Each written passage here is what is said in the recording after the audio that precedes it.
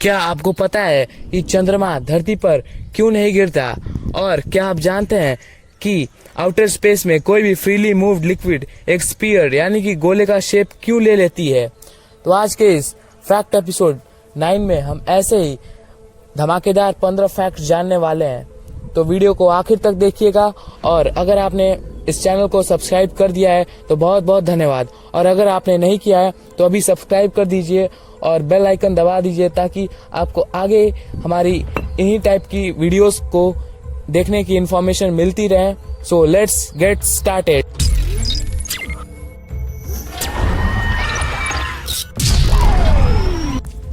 Fact number 15, आप जानते होंगे कि अभी के पिछले वर्षों में अमेरिका ने मंगल ग्रह पर बहुत सारे मिशंस भेजे हैं, जिनमें से एक था क्यूरियोसिटी रोवर मिशन, और मार्स पे ये 5 अगस्त 2012 को सक्सेसफुली लैंड कर गया।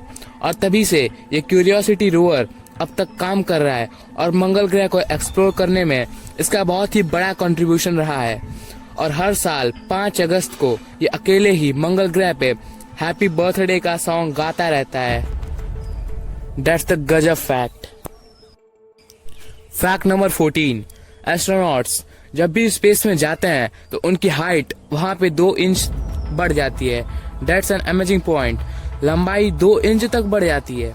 ऐसा वहां के कम ग्रेविटी के कारण होता है, जिससे उनके बॉडी के अंदर पाए जाने वाली रीढ़ की हड्डी यानी कि वर्टिब्रे के डिस्क एक्सपेंड कर जाते हैं और उनकी लंबाई बढ़ जाती है।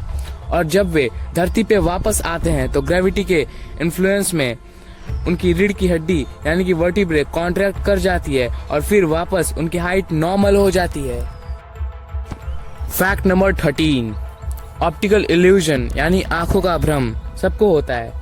और अगर बात करें रियल वर्ल्ड में ऑप्टिकल इल्यूजन के एग्जाम्पल की, तो देखिए, अगर आप अपने आंखों के सामने अपनी उंगली लगाओगे और अपनी आंखों को बारी बारी से ब्लिंक करके देखोगे तो वे अलग अलग पोजीशन में दिखाई देंगे, और इसी को हम ऑप्टिकल इल्यूजन कहते हैं। ये इंसानों में हमेशा होता है और साइंटिस्ट का मानना है कि ये बंदरों में भी होता है। That's an unique fact. Fact number 12, अगर मैं आपसे पूछूं कि हम अपने पृथ्वी के बारे में ज्यादा जानते हैं या फिर अन्य ग्रहों के, तो आप में से अधिकतर लोग यही उत्तर देंगे कि हम पृथ्वी के बारे में ज्यादा जानते हैं, क्योंकि ये हमारा प्लेनेट है। मगर ऐसा बिल्कुल भी नहीं है। स्पेस की तरफ बढ़ती हुई क्यूरियोसिटी के कारण साइंटिस्ट ने मंगल ग्रह और चांद के सरफेस को पूरा 100% एक्सप्लोर कर लिया है, मगर पृथ्वी में मौजूद ओशियंस को अब तक 5% ही एक्सप्लोर कर पाए हैं। What the fact. Fact number 11, world war 2 के दौरान कैनेडियन वॉर कैंप में प्रिजनर्स यानी कि बंदियों को पकड़ा गया, और आप बिलीव नहीं करोगे कि उन्हें इतने अच्छे से ट्रीट किया गया कि युद्ध खत्म होने के बाद उन्हें वहां से जाने का मन ही नहीं कर रहा था। फैक्ट नंबर 10, हमारे पृथ्वी पे सनसेट यानी कि सूर्यास्त कुछ ऐसा दिखता है, मगर मंगल ग्रह पे ऐसा बिल्कुल भी नहीं होता है। वहाँ पे सनसेट नीले रंग का दिखता है, क्योंकि मंगल ग्रह का एटमॉस्फेयर फाइन डस्ट पार्टिकल से भरा हुआ है, जो कि केवल ब्लू वेवलेंथ की लाइट को अपने एटमॉस्फेयर के अंदर आने देता है, जिसके कारण वहाँ पे सनसेट कुछ ऐसा दिखाई देता है। फैक्ट नंबर 9, जब भी बारिश होती है तो ये आप जरूर नोटिस करते होंगे कि बारिश का पानी कुछ अजीब तरीके का महकता है। ऐसा क्यों होता है?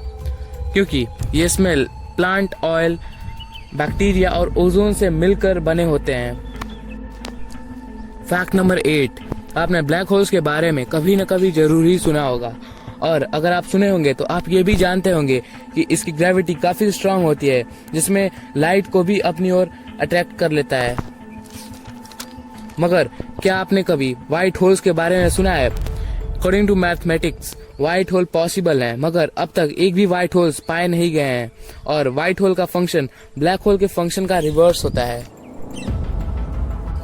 फैक्ट नंबर 7, च्युइंगम्स, जिसे आप जनरली कभी कभी यूज करते हो, लेकिन आपको जान के हैरानी होगी कि यूएस आर्मी में च्युइंगम्स को खाने जैसे ट्रीट किया जाता है। वहाँ पे खाने के राशन के साथ साथ सोल्जर्स के लिए च्युइंगम भी आता है, और सोल्जर्स च्युइंगम को एवरेज दिन में 5 बार कंज्यूम करते हैं। गजब फैक्ट है। फैक्ट नंबर 6, क्या आपको पता है कि आप पृथ्वी पे से ब्रह्मांड का केवल 5% हिस्सा ही देख सकते हैं, क्योंकि हमारे ब्रह्मांड में 68% हिस्सा डार्क मैटर से बना है और 27% का हिस्सा डार्क एनर्जी से बना है, जो कि टेलीस्कोप यूज करके भी नहीं दिख सकता। इसलिए हम ब्रह्मांड का केवल 5% ही देख सकते हैं, even with telescope. Fact number 5, क्या आपको पता है कि सेंट्रल चाइना में एक गांव है जहां पे लोग डायनासोर्स और ड्रैगन्स की हड्डियां को दवाई की तरह मानते हैं और इसका इस्तेमाल करते हैं। उनका मानना ये भी है कि वो एक स्पेशल हीलिंग पावर का काम करता है। फैक्ट नंबर 4, क्या आप जानते हैं कि जापान में रेडियो एक्टिव सॉइल को साफ करने के लिए वहाँ पे लोग सनफ्लावर्स के पौधे उगाते हैं और वहाँ की गवर्नमेंट हर साल 10-10 हजार पैकेट्स हर एक शहर में बांटती है। That's an constructive fact.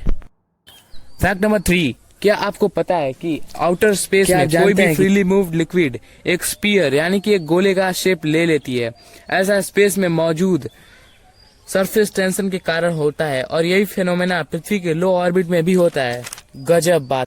Fact number 2, Hitler नाम तो सुना ही होगा, अब तक का सबसे तानाशाह व्यक्ति। पर क्या आपको पता है कि इस शख्स का बचपन कैसा था? I mean, कि ये बड़े पे इतना तानाशाह था तो छोटे पे कैसा रहा होगा? तो मैं आपको बता दूं कि ये छोटे पे इतना शरारती था कि अपने स्कूल से मिलने वाले रिपोर्ट्स कार्ड्स को वो टॉयलेट पेपर बनाकर इस्तेमाल किया करता था।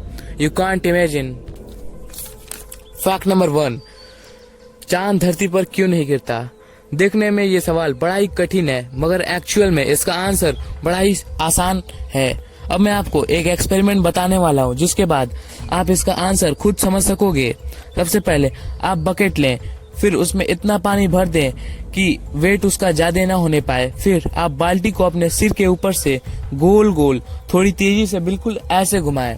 इसके बाद आप खुद नोटिस करोगे कि पानी आपके सिर पे नहीं गिरेगी।